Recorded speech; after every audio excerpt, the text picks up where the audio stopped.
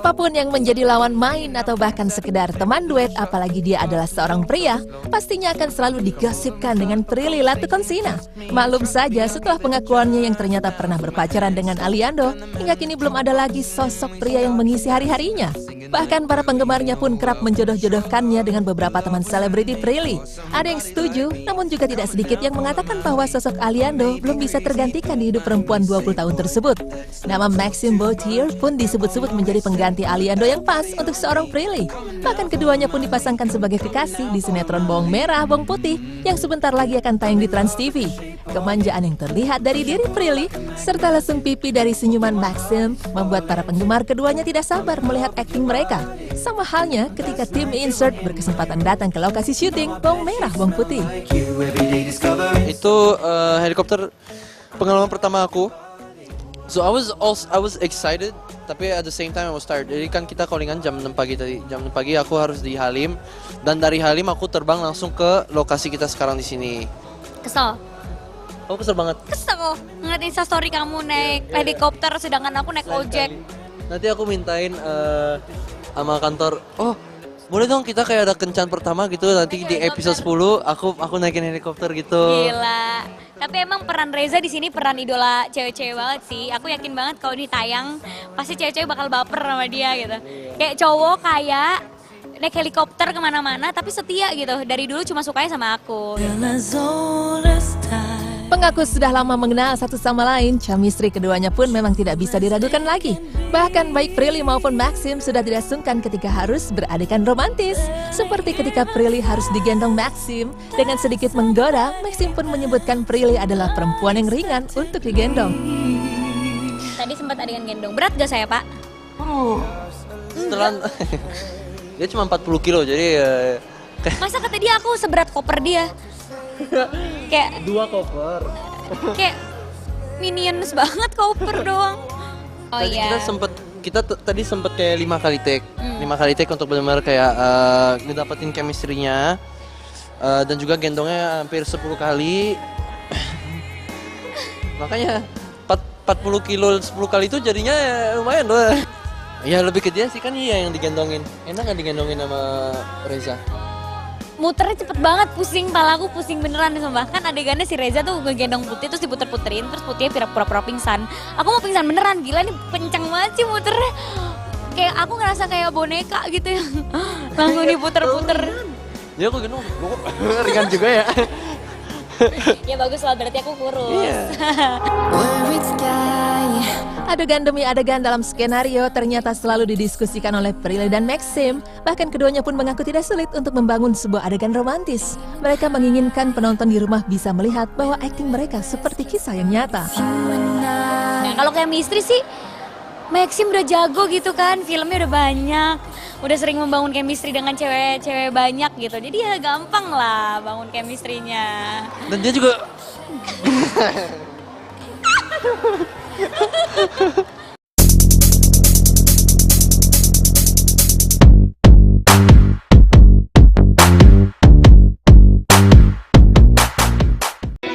Euforia kedatangan Raja Salman bin Abdul Aziz Al Saud bersama rombongan ke tanah air hingga saat ini nyatanya memiliki cerita tersendiri bagi masyarakat Indonesia khususnya. Sejak kedatangannya pertama kali di Jakarta beberapa waktu lalu itu, nyatanya sudah memiliki beragam cerita unik dan menarik. Hingga sampai detik ini pun kehadiran Raja Salman masih ramai diperbincangkan di berbagai media, sehingga menjadi sebuah viral ataupun isu terhangat dalam pekan ini.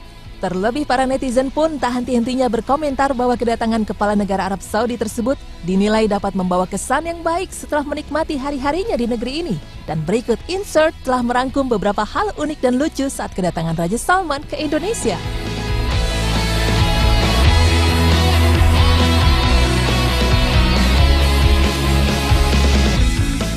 Siapa yang tidak menyangka sedikit hal mengenai Raja Salman ramai diperguncingkan di sosial media saat ini.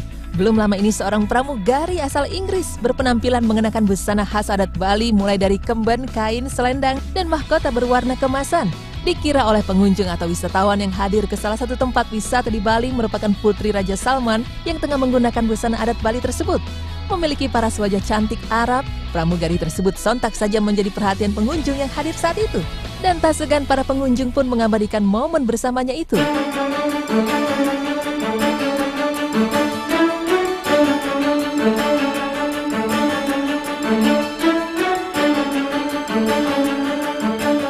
Tidak bisa dipungkiri kehadiran Raja Salman memang membawa daya tarik tersendiri bagi masyarakat Indonesia, seperti halnya seorang wanita dewasa bernama Mariana dikabarkan nekat menerobos penginapan Raja Salman dan para rombongannya yang berada di Nusa Dua Bali. Tak tanggung-tanggung aksinya itu mencuri perhatian publik lantaran ingin sekali bertemu Raja Salman dan anggota keluarga raja lainnya. Dengan beralasan bahwa wanita berusia 46 tahun tersebut mengaku sebagai ibu kandung dari 2 pangeran Arab Saudi, serta tidak hanya itu saja, dirinya pun mengaku sebagai mantan istri dari Sultan Hamengkubuwono ke-10 Yogyakarta. Atas kejadian tersebut, dirinya pun langsung diamankan oleh pihak kepolisian, tidak ada unsur pidana dan diduga bahwasannya Mariana ini mengalami gangguan mental dan langsung dilarikan ke rumah sakit jiwa terdekat untuk dilakukan perawatan lebih lanjut sehingga nantinya akan dikembalikan ke daerah asalnya di Jawa Tengah.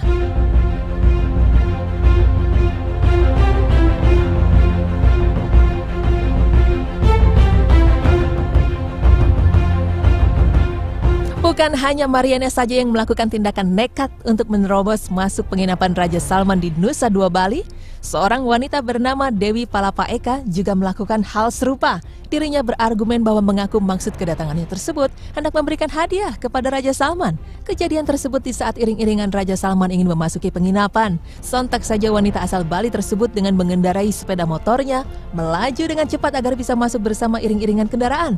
Namun dengan sigap pihak kepolisian pun langsung menangkapnya. Alhasil Dewi pun digiring ke pos penjagaan dan dilakukan interogasi lebih lanjut.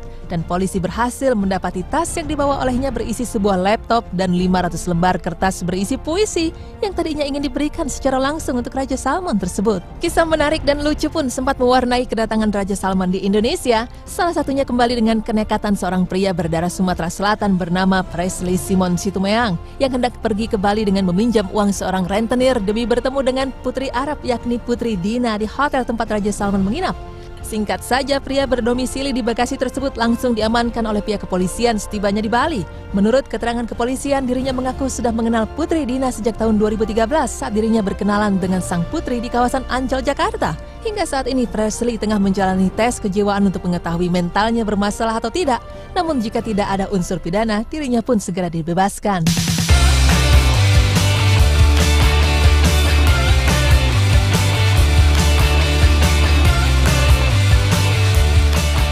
Antusiasme masyarakat terhadap kedatangan Raja Salman kembali terlihat saat dirinya mengunjungi gedung MPR DPR RI saat berada di Jakarta beberapa waktu lalu. Ruang sidang paripurna 1 sebagai tempat Raja Salman berpidato tampak penuh dengan tamu undangan yang hadir saat itu. Mulai dari anggota dewan, mantan pejabat negara, tokoh-tokoh agama, cendekiawan, dan organisasi masyarakat pun ikut memadati gedung berbentuk oval tersebut. Kursi-kursi terisi penuh, begitu juga yang berada di balkon. Ruang sidang paripurna tidak satupun tersisa dan begitu padat. Hampir semua elemen pemerintahan hadir untuk melihat langsung kehadiran Raja Salman saat berpidato kala itu.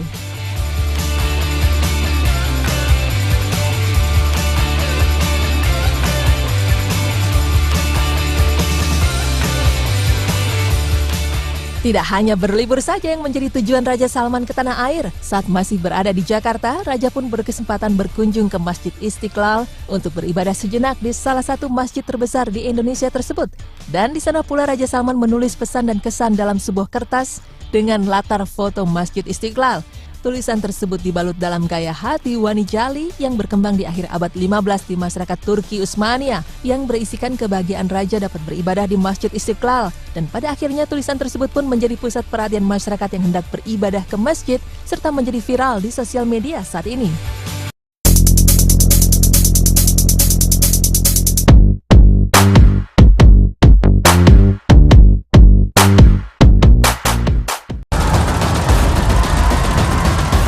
Alhamdulillah sih, kalau boleh jujur kita berlima nggak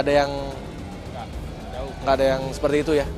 Alhamdulillah dengan kita bisa dekat sama keluarga, kita bisa melakukan ibadah itu juga mungkin bisa mengurangi hal seperti itu gitu. Nah lo masih ada yang suka pakai narkoba buat kita sih, udah mana aja lo gitu, kayak udah ketinggalan banget. Enggak sih ya, itu lagi-lagi kembali ke pribadinya gitu. Labelisasi narkoba itu sebenarnya bisa kena ke siapa aja. Iya. Jadi bukan ke musisi, bukan ke artis film, sinetron, bahkan orang yang nggak punya kerjaan pun bisa kena narkoba. Iya. Jadi tapi memang musisi lebih banyak disorot karena terlihat di TV. Nah itu sebenarnya tugas dari kita juga memberikan edukasi ke masyarakat bahwa narkoba mah. Yes. Kita alhamdulillah sampai saat ini tidak ada lagu Dren yang ditulis dalam pengaruh narkoba ya. Dalam pengaruh wanita semuanya. Dalam pengaruh baik dari wanita maksud saya.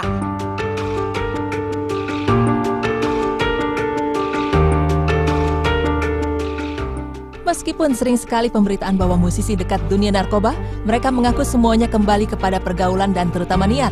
Bahkan kini musisi pun mulai picky dan memilih hidup sehat. Terbukti dengan para musisi yang dulu pernah terseret narkoba, mereka kini sudah kembali hidup normal.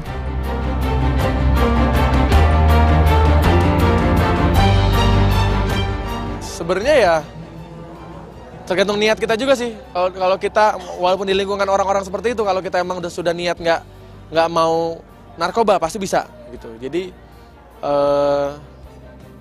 tergantung diri kita sendiri dan ya mungkin caranya juga kita mungkin agak menjauhi lingkungan seperti itu ya. Alhamdulillah sih ya buat anak ya keimanan, Mbak. Keimanan. Lingkungan kita sih nggak ada. Ya maksudnya gini loh, apa? Kita udah lama banget sih nggak denger kata-kata, maksudnya make narkoba apa segala macam di lingkungan, khususnya anak band ya. Udah norak sih.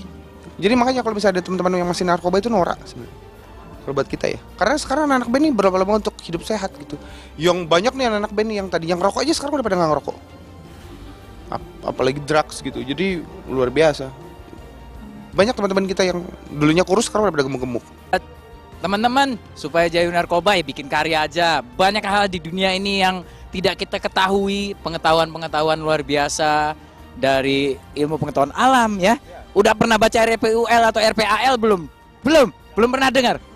Udah pernah ya. Intinya sih ada banyak hal-hal indah di dunia ini, hal-hal gokil, hal-hal seru yang bisa dinikmati tanpa narkoba, yang bisa kita jelajahi tanpa harus menjelajahi narkoba.